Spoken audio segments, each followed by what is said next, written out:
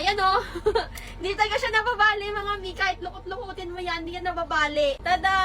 So, meron na ako nitong 99 pesos na 36 pieces na hanger. Unbreakable tong hanger na to. Nakakagulat kasi 157 ko siya nabili. Pero nagulat ako, 99 pesos na lang to. Lahat-lahat to.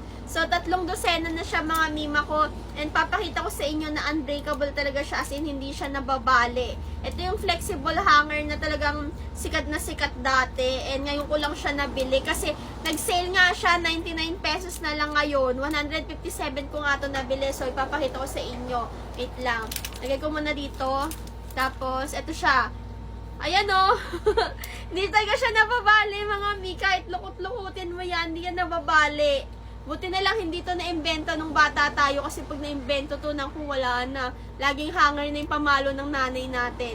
So ayan siya mga mi, hindi talaga siya nababali. Kaya naman tingnan nyo na yung yellow basket, baka 99 pesos lang din sa inyo yung ganito karaming hanger. So sisipagin ka na maglaba kapag ganito karaming hanger mo.